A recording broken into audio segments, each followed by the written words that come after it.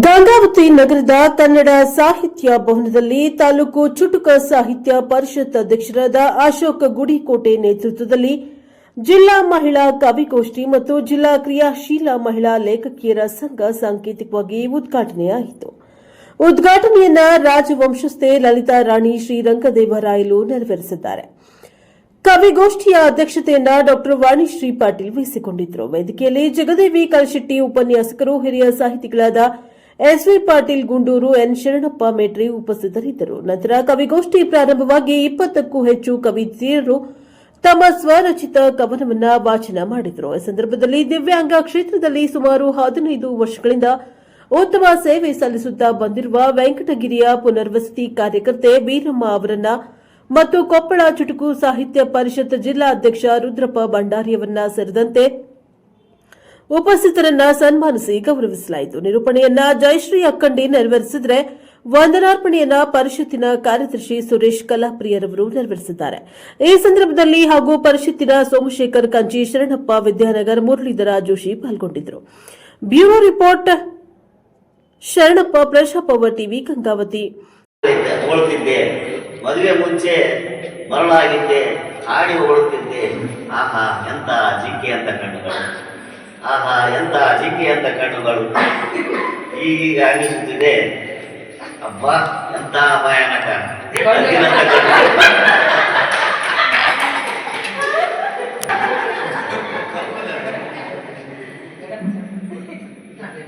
ಇದುವರೆಗೂ ಅಭೂತಪೂರ್ವವಾಗಿ ಸರ್ವರು ಕವನ ವಾಚನ ಮಾಡಿದಂತ ಸರ್ವರಿಗೂ ಅಭಿನಂದನೆಗಳನ್ನು ಸಲ್ಲಿಸ್ತಾ ಈ ಒಂದು ಅಧ್ಯಕ್ಷತೆಯನ್ನ ವಹಿಸಿ ಜಿಲ್ಲಾ ಚುಟುಕು ಸಾಹಿತ್ಯ ಮಹಿಳಾ ಕವಿಗೋಷ್ಠಿ ಹಾಗೂ ಕೊಪ್ಪಳ ಜಿಲ್ಲಾ ಕ್ರಿಯಾಶೀಲ ಲೇಖಕರ ಸಂಘದ ಉದ್ಘಾಟನೆ ಈ ಸುಂದರ ಸಮಾರಂಭಕ್ಕೆ ಆಗಮಿಸಿರ್ತಕ್ಕಂಥ ನಮ್ಮೆಲ್ಲ ಹಿರಿಯರು ಸ್ಫೂರ್ತಿ ಮಹಾಲಕ್ಷ್ಮಿ ಯಶಸ್ವಿಗೊಳಿಸಿರ್ತಕ್ಕಂಥ ಪತಿಯಾದಂಥ ಕೆ.ಸಿ. ಪಾಟೀಲ್ ಶಕ್ತಿಯವರಿಗೂ, ವಿಷ್ಣುವರಿಗೂ, ನಿರೂಪಣೆಯಾದಂಥ ಜಯಶ್ರೀ ಮೇಡಮ್ ಅವರಿಗೂ, ಆಮೇಲೆ ವೀರಮ್ಮವರಿಗೂ ಮತ್ತು ಶರಣಗಿರಿಯ ಚುಟುಕುಗಳನ್ನು ಬರೆದು ಬೇರೆ ಬೇರೆ ಪ್ರತಿಭೆಯನ್ನು ಹೊಂದಿರತಕ್ಕಂಥವ್ರು ಮತ್ತು ವೇದಿಕೆ ಮುಂಭಾಗದಲ್ಲಿ ಬಹಳ ಸುಂದರವಾಗಿರ್ತಕ್ಕಂಥ ಇವತ್ತಿನ ಆಧುನಿಕ ಒಂದು ಜಗತ್ತಿಗೆ ಬೇಕಾಗಿರ್ತಕ್ಕಂಥದ್ದು ನೋಡ್ರಿ. ಇಲ್ಲಿ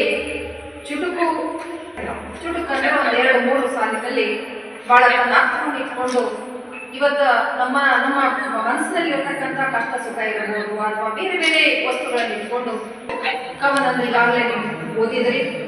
ಕವನಕ್ಕೆ ಇದೇ ಬರೀಬೇಕು ಅಂತ ಹೇಳಿ ವಿಷಯ ಇಲ್ಲ. ಇವತ್ತು ನಮ್ಮ ರಾಷ್ಟ್ರ ಕವಿ ಕುವೆಂಪು ಅವರು ಹೇಳ್ತಾರೆ, ನಿಸರ್ಗವನ್ನೇ ಕುರಿತು ಬರೋದು ಇಂಗ್ಲಿಷ್ನಲ್ಲಿ ಮತ್ತು ಕನ್ನಡದಲ್ಲಿ. ಅವರನ್ನು ನೇಚರ್ ಪೋಯಿಟ್ ಅಂತೀವಿ ಮತ್ತು ನಿಸರ್ಗ ಕವಿ ಅಂತ ಹೇಳಿ ರಾಷ್ಟ್ರ ಕವಿ. ಮತ್ತು ಜಿ.ಎಸ್. ಅವರು ಸಮನ್ವಯ ಕವಿ ಅಂತ ಹೇಳ್ತಾರೆ. ಅವರು ಪ್ರೀತಿ ಬಗ್ಗೆ ಬರೀತಾರೆ, ಆಮೇಲೆ ಪ್ರಕೃತಿ ಬಗ್ಗೆ ಬರೀತಾರೆ. ಯಾವುದೇ ಕವಿಯಲ್ಲಿ ಅವಳ ಕವಿತೆಯಲ್ಲಿರ್ತಕ್ಕಂಥ ಭಾವ, ಆ ಅನುಭವ ಇಂದಿನ ಕಾವ್ಯಕ್ಕಿಂತ ಇನ್ನು ಕಡಿಮೆ ಇಲ್ಲ. ಹಾಗಾಗಿ ಅಂತಹ ಸ್ತ್ರೀ ಶಕ್ತಿ ರೂಪವನ್ನು ಪ್ರದರ್ಶಿಸಿದಂತಹ ಈ ಒಂದು ಕಾರ್ಯಕ್ರಮದಲ್ಲಿ ನಾನು ನನ್ನ ಒಂದು ಕವಿತೆಯನ್ನು ಓದ್ತಾ ಇದ್ದೀನಿ. ನೀ ಹೋದ ಹಾದಿಯಲ್ಲಿ.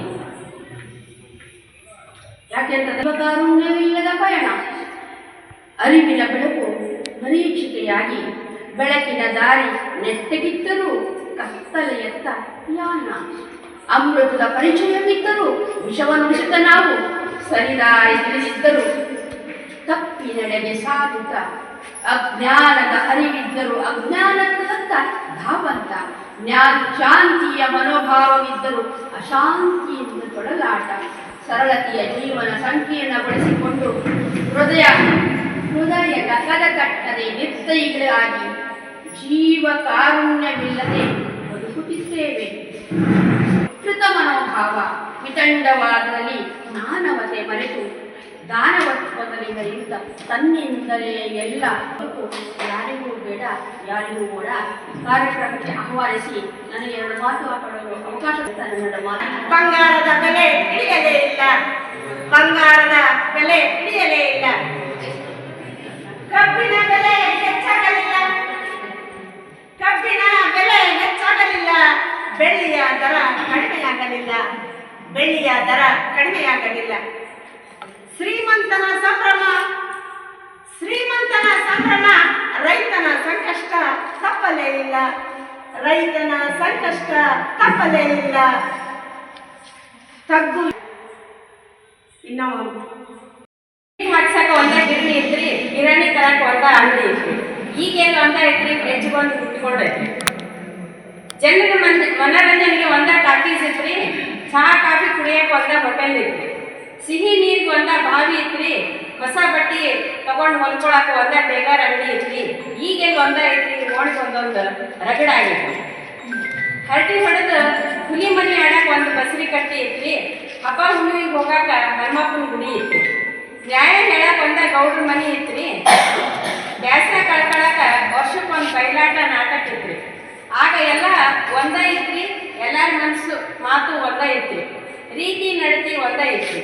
ಈಗೆಲ್ಲ ನೂರಾಗೈತ್ರಿ, ಮಂದಿ ಮನಸ್ಸು ಚೂರಾಗೈತ್ರಿ, ರೀತಿ ನಡತಿ ಸೂರಾಗೈತ್ರಿ. ಒಂದು ಮಾಡಕ್ ಬಂದ ಪರಿಸ್ಥಿತಿ ಗೋಳಾಗೈತ್ರಿ. ದೇಶದ ಪರಿಸ್ಥಿತಿ ಹಾಳಾಗೈತ್ರಿ. ತಿನಿಸು ಆದರೂ ಹೊರಗಿನ ತಿಂಡಿಯನ್ನು ಬಯಸುತ್ತದೆ ಮನಸ್ಸು. ಆದರೂ ಹೊರಗಿನ ತಿಂಡಿಯನ್ನು ಬಯಸುತ್ತದೆ ಮನಸ್ಸು. ವಾರಕ್ಕೊಮ್ಮೆಯಾದರೂ ತಿನಿಸದಿದ್ದರೆ ಹೊರಗಡೆ ತಿನಿಸು. ವಾರಕ್ಕೊಮ್ಮೆಯಾದರೂ ತಿನಿಸದಿದ್ದರೆ ಹೊರಗಡೆ ತಿನಿಸು.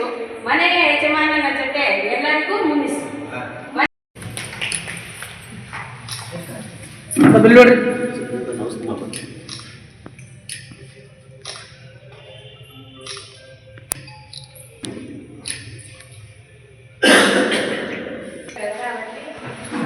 ಎಲ್ಲ ವೇದಿಕೆ ಮೇಲೆ ಆಗಮಿಸಿದ ಎಲ್ಲ ಗಂಡ ಮಾಡ್ತಾರೆ. ನಮಸ್ಕಾರ ಹೇಳ್ತಾ ಮತ್ತೆ ಮುಂಭಾಗದಲ್ಲೆಲ್ಲ ಕೂಡಿ ಬಂದ ಎಲ್ಲ ನನ್ನ ಅಕ್ಕ ತಂಗಿ ಅಣ್ಣ ತಮ್ಮನಿಗೂ ನಮಸ್ಕಾರ ಹೇಳ್ತಾ, ಇದು ಬಂದು ನನಗೆ ಚುಟುಕು ಸಾಹಿತ್ಯ ಬರಂಗಿಲ್ಲ. ಆದ್ರೂ ನಾನು ವೆಂಕಟಗಿರಿ ಗ್ರಾಮ ಪಂಚಾಯತಿಯಲ್ಲಿ ಗ್ರಾಮೀಣ ಪುನರ್ವಸತಿ ಕಾರ್ಯಕರ್ತೆಯಾಗಿ ಸುಮಾರು 16-17 ವರ್ಷಗಳಿಂದ ಸೇವೆ ಸಲ್ಲಿಸ್ತಾ ಇದ್ದೀನಿ. ನನ್ನ ಸೇವೆಯನ್ನು ಗುರುತಿಸಿ ಅಶೋಕ್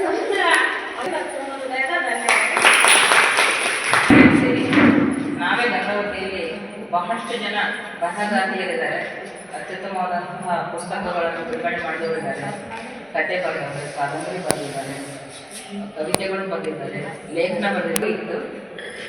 ಹಾಗಾಗಿ ಎಲ್ಲ ಸಮಾನ ಮನಸ್ಕರು ಸೇರಿ ಒಂದು ನಾವೇ ಯಾಕೆ ಒಂದು ಜಿಲ್ಲಾ ಮಟ್ಟದ ಒಂದು ಲೇಖಕಿಯರ ಸಂಘ ಮಾಡೋಣ ಅಂತ ಎಸ್.ವಿ. ಪಾಟೀಲ್ ಲೇಖಕಿಯರ ಸಂಘ ಬೇಡ, ಆಲ್ರೆಡಿ ಇದೆ. ಏನು ಕಾರ್ಯಕ್ರಮ ಮಾಡಿದ್ರು ಮತ್ತು ಕ್ರೆಡಿಟ್ ಅವ್ರಿಗೆ ಹೋಗ್ಬಿಡುತ್ತೆ.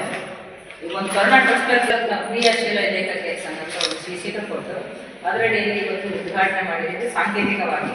ಇನ್ನು ಮುಂದಿನ ದಿನಮಾನದಲ್ಲಿ ಎಲ್ಲ ಲೇಖ ಕವಿ ಮಾತಾಡಿ ತಾಲೂಕಿನಾದ್ಯಂತ ಅಧ್ಯಕ್ಷ ಮಾಡಿ ಅಲ್ಲಿ ಕವಿತೆಯರನ್ನೆಲ್ಲ ಸಂಘಟಿಸಿ ಒಂದೇನೋ ಹೊಸ ಬೆಳವಣಿಗೆ ಮಾಡೋಣ ಅಂತ ಅಂದ್ಕೊಂಡಾಗ ಅವಕಾಶ ಕೊಡೋದು. ಇನ್ನು ಮತ್ತೆ ಮತ್ತೆ ಹಂಗೆ ವಾರ 15 ದಿವಸ ನಮ್ಗೆ ಯಾವ ರೀತಿ ಅನುಕೂಲ ಆಗುತ್ತೋ ಅದರ ಸಾಧನೆ ಇಲ್ಲ. ಎಲ್ಲ ಭಾಳ ಮಂದಿ ಅದರಲ್ಲಿ ಗೊತ್ತ ಮೇಲೆ ಮಿಕ್ಕಿದ್ದು ನಾವು ಅನ್ನೋದು ನಮ್ಮ ಯಾರು ಬಳಸಲ್ಲ. ಹಾಗಾಗಿ ನಮ್ಮದೇ ಆದಂಥ ಒಂದು ಸಮಯವನ್ನು ನಾವು ವೃದ್ಧಿ ಮಾಡಿಕೊಂಡು ಆದಷ್ಟು ನಮ್ಮ ಮಹಿಳಾ ಗೋಷ್ಠಿನ ಮಾಡ್ಬೇಕಂತ ತೀರ್ಮಾನ ಮಾಡಿದ್ದೀನಿ ಅಂತ. ಇಲ್ಲ ಸರ್ ನಮ್ಮದು ಒಂದು ಉದ್ಘಾಟನೆ ಬಟ್ ನಮ್ಗೆ ಆಗ್ತಾ ಇರೋದ್ರಿಂದ ಅದು ಆಗ್ತಾ ಇಲ್ಲ. ಬಟ್ ಹಂಗೂ ಸಾಧ್ಯ ಅಂತಂದ್ರೆ 20 ವರ್ಷ ಮಾಡೋಣ ಅಂತೇಳಿ ಬಟ್ ಅಂತೂ ಒಂದು ಶುಭ ಗಳಿಗೆ ಅಂತ ಹೇಳ್ತಾರಲ್ಲ ದಂಪತಿಗಳಿಗೆ ಕೂಡಿ ಬಂದಿದೆ. ಶರಣರೇ ಒಳಮುಡಿ ಬಂದರೆ ಹೆಣ್ಣಂಬರು, ಗಡ್ಡ ಮೀಸೆ ಬಂದರೆ ಗಂಡಂಬರು, ಒಳಸುಳುವ ಆತ್ಮ ಹೆಣ್ಣು ಅಲ್ಲ.